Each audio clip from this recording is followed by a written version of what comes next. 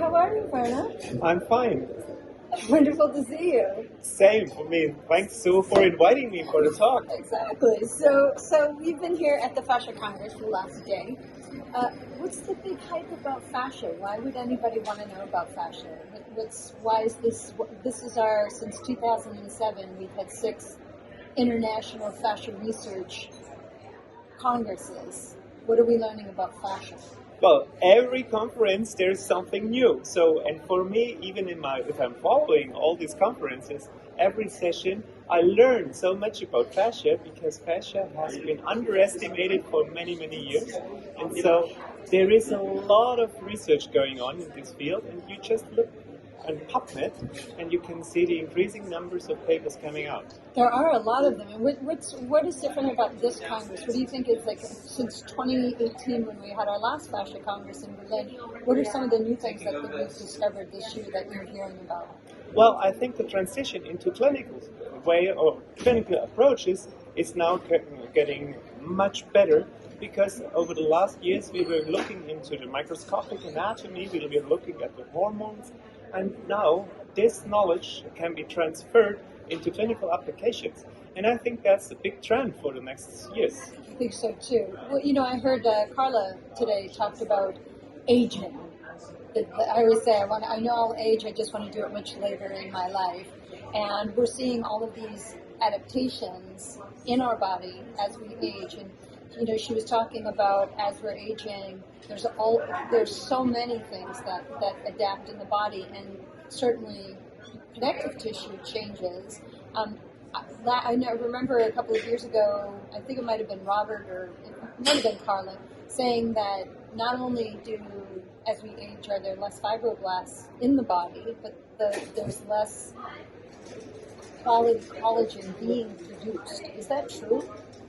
Well, sort of, because if you look at the conference this year, there is the majority of abstracts which has been upstairs, which has been presented in the poster session, are linked to ultrasound diagnostics. And if you follow throughout life your fascia, your fascial system, you will find that during aging processes, you have a muscle wasting. So the muscle tissue itself goes less and less and less. However, the fascia will become more prominent and more dispersed. So in other words, so you can assess your aging during ultrasound machine. So you can actually get a B scan of your back or of your neck, whatever, and you can see, oh, my fascia looks very, very straight, it looks distorted, and it gets getting thicker or less thick. And so it's not just that the number of collagen fiber is increasing during aging, however, it's the type of orientation. And I think that's the clue to reduce aging. So it's that the collagen itself, when muscles waste, there's more collagen, and does that mean more stiffness in collagen when there's not enough of the hyaluron gliding the layers between them? Well, that's true. On one hand side, you've got muscle, which in our bodies have a lot to do during our, let's say, postural positioning. Mm-hmm. And if you've got the aging process, then you get reduction in your motor end plates. And this is a big problem because you have in one muscle bundle maybe 100 end plates, and during aging processes, this cholinergic receptors turn down, and then you have much more energy from the brain going through your nerves to the muscle to get them going. So this is just because of the degeneration of the motor end plates. So in turn, if the body sends out the signal that the muscle is not capable of keeping the tension, the fascia pops in, and so it's really simple for the body that he wants to regenerate, and so the muscle cannot do it because of the aging processes. So fascia is just built up and corrects this deficit of the muscle. So the stiffness is there. However, when you're young, it's maybe 80% done by muscle tissue and 20% by fascia. And when you age, you have, again, if you look at top of 100%, you have 60% fascia, 40% muscle tissue. So if you would have a 100-year-old person and ultrasound the biceps muscle, the diameter would be 1 centimeter, and all the other stuff is connective tissue. So the muscle wasting is a major issue, and you can do something about it. Yeah, that's what I was going to ask you. So I've asked everybody, and this is something that I hope everybody gets, is if you had to tell the general population, we're going to stand in front of the world, to say the most important thing for your connective tissue health, to keep your connective tissue resilient, to keep the elastic properties of your fascia healthy, what do you want to do? Stay moving and have a good mood. So that's basically it. And so if you look at the molecular mechanism during aging, I want to refer to a recent research project which I did with some colleagues. We found out that in, let's say, the musculoskeletal system, the protein group of sirtuins, which is the silent regulatory protein, so they are silent, so they are not so prominent. However, they are there, and they regulate the aging process. And so the interesting thing about it is that even if you look at the sirtuin type 1, type 2, type 3, so they are in different areas of our cells, and all these different types of sirtuins can be modulated either by movement or by nutrition, because during our evolution and personal development, we always have in our lives, in former times, there were phases where there was not enough nutrition, and so we had times of starving and times of having a lot of food. And so those regulators, they prevent apoptosis.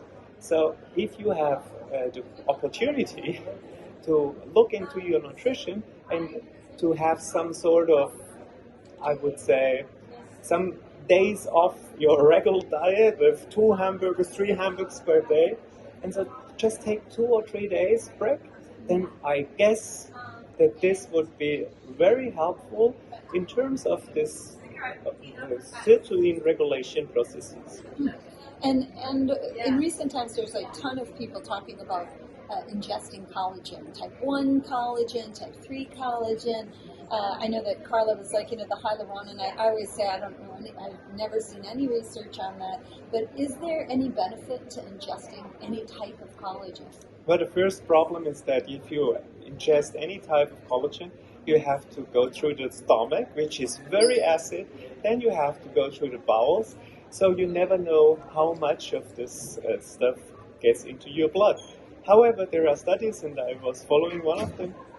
They tried to use a high dose of collagen in a tablet, in a pill, and you could ingest it, and you could measure actually in the blood that the collagen level is increasing. So at least this sort of problem could be solved. Maybe it's solved. However, the effect on the fascia is currently under debate. So basically, I'm not aware of any sound study which has shown that ingestion of collagen type 1, type 3, whatever, has very significant effects. And as we age, does type 1 or type 3 collagen break down more than the other, or is it the same? We learned just today that collagen type 1, which is the main component of our bodies, if you look at the whole protein content of our body, collagen makes up 30%, so it's the major protein. And this gets doubled when you age. So at the age of 90, you've got double the amount of collagen type 1 compared to a young person. But in my opinion, this has to do with this, let's say, demand for muscle force and demand for standing, for anti-gravity muscles. And these anti-gravity muscles, they need to get us off the floor, and so we need tension just to stand. And if there is not enough muscle available, because the nervous breakdown and motor end plate breakdown, then you need to have some replacement. And the best would be to keep the motor end plates running. And this is done. So I want to refer to a very brilliant study which has been published a couple of years ago in The Lancet. And the study says stops walking when talking. So if you watch elderly people walking along the street with yourself or with anybody, if I would walk with my grandmother, I could observe, when you discuss something, she stops walking and just concentrates on the talk. So this is one of the very significant signs that your nervous system is not able to control muscle and talking kind of at the like same time. Things at the same time. I And can't do so two things at once. exactly, that's it. And so if you know these processes, so let's train this. And so you can do a neurophysiological training by just training such dual tasks. So Talking and walking, basic stuff, or other double. So you do just whatever. Right. Try to keep your motor system and your brain alive, and then secondary, you will do a lot for your fascial system. I love it. I love it. Well, if there's anything that we've heard, and this is the 5th time now, I think the most important thing to aging well, happiness That's very important. and movement. And if I can tell you another study, if you still got time. So there was a publication in the Journal of Population Economics 21, and it was surprising to me. It was published by Blanchfrauer, and he showed that independent of your socioeconomic status, independent where you have been brought up, if you are rich, if you are poor, if you're married, if you're divorced, whatever. So there is always a U shape in your happiness. So once you're young, you feel rather happy. Then during 40 to 55, rather, then you have sort of, it's difficult to get happy more or less. But in the end, happiness increases. So let's use this knowledge to encourage people, even in aging, that they can be happily reinforced doing movement. And movement is enforcing your brain hormones like dopamine, serotonin, and this has been shown in many studies. Yeah. And so you can reinforce happiness, you can reinforce your mobility, and you reduce frenzy. So I'm happy to follow your books, Sue, and to follow your method, because this is exactly what, in my opinion, is useful for the general population. Yeah. And for myself. Exactly. Keep it simple, keep yourself happy, and again, move. I think that's an important piece, and I've seen a lot of research on even Parkinson's and dementia and Alzheimer's, that putting somebody on a bicycle, like on a stationary bike, while actually playing mind games, is much better for their cognitive behavior, and when they get off the bike, they have improved balance. Excellent.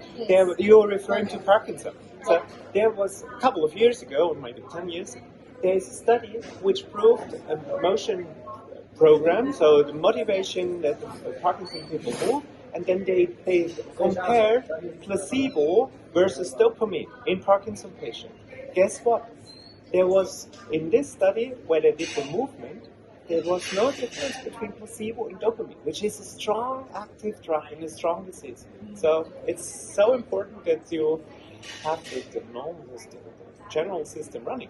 Yes, get us up off of those chairs now that everybody's been so sedentary. I think it's important to get people moving. I think that's simple.